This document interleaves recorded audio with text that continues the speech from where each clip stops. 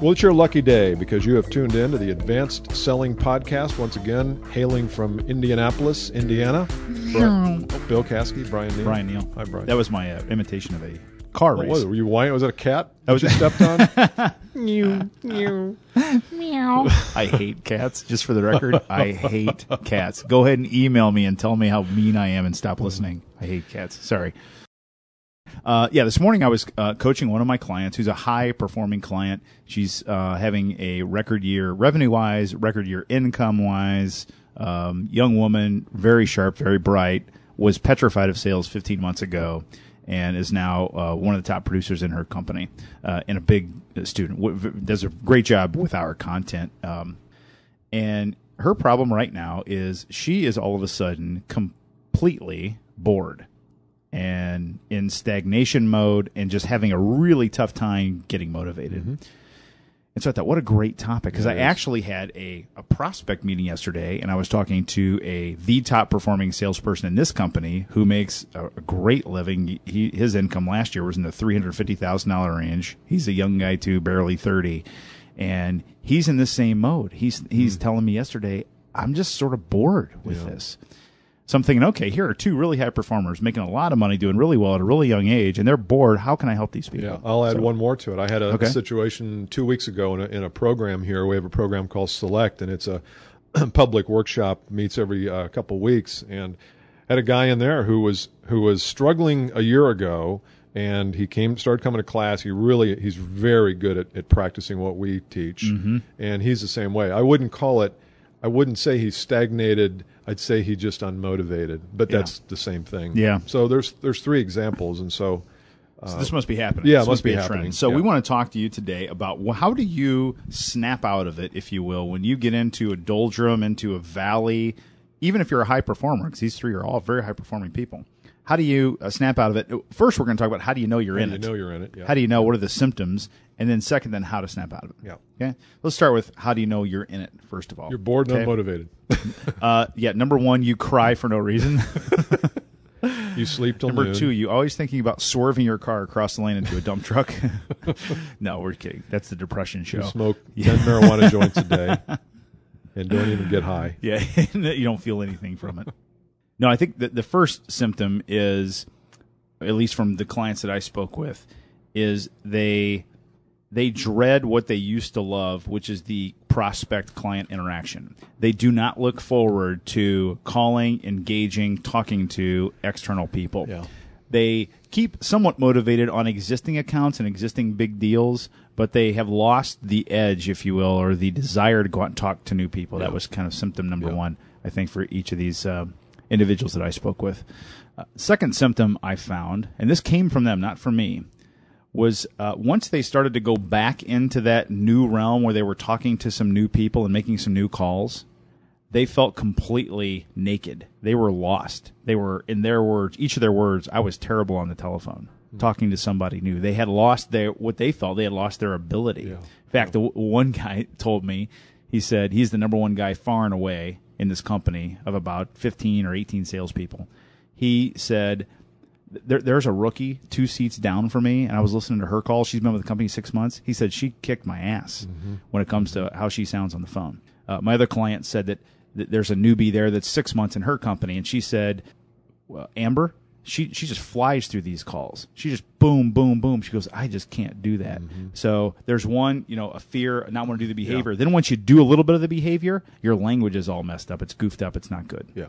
But isn't this just a sign from God or a sign from the universe that the same thing that motivated you? I don't think we can expect to be motivated by the same thing every day, day in, day out for years and years and years. So isn't this a sign that you had better look deeper inside yourself to find out what does drive you and inspire you? Yeah, that's what I think this is. I think each of these little steps, these little ebbs, if you will, are places in our lives where we sort of retake inventory of what does drive us, what motivates us, what we're really after, and causes us to either do more of what we were doing and get back engaged, or do something a little bit or slightly different, or in some cases dramatically leave, go do something else. But for every person that doesn't bring this up in a class or to you as a coach, there are hundreds that just go through the rest of their life hating what they're doing, turning to other forms of addiction or whatever to cope. Yeah. And we're not being funny here. This is really true. And so it's the 60-year-old person who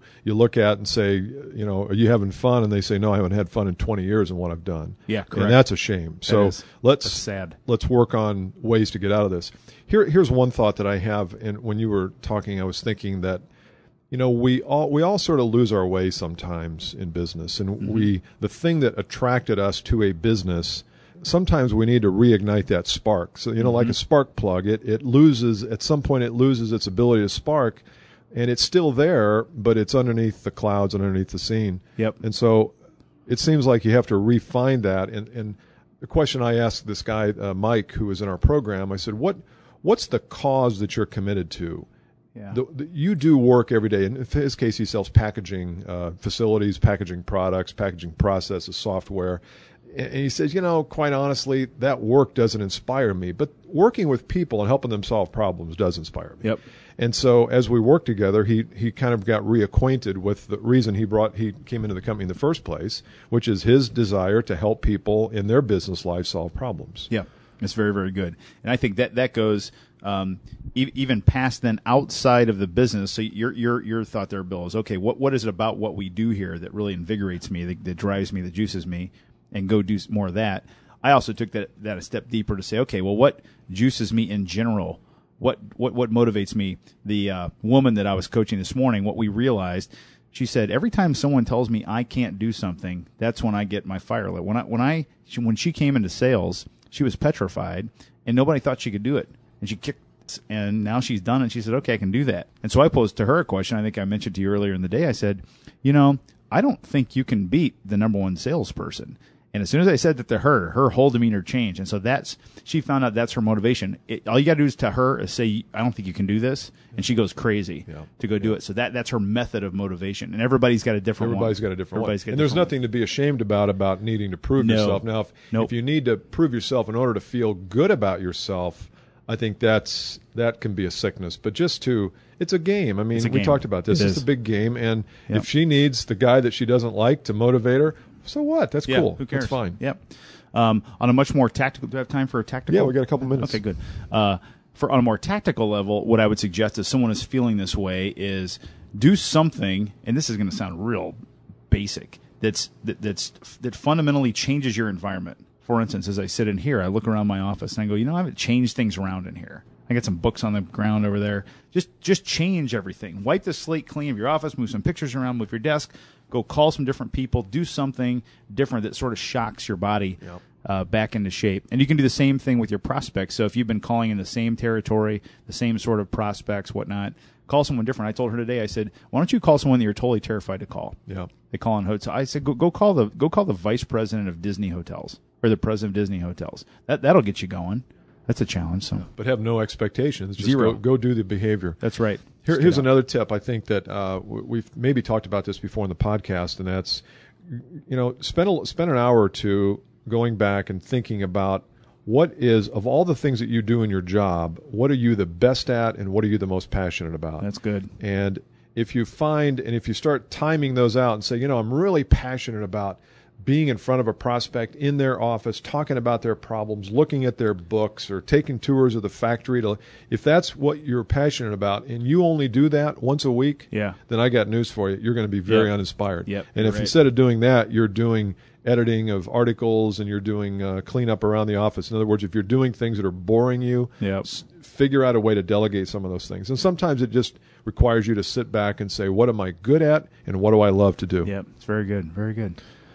Good stuff. You can reach us at listener@advancedsellingpodcast.com, listener@advancedsellingpodcast.com. If you have a comment, if you're stuck in the weeds and you're in the doldrums, give us a call. We'll talk you through it.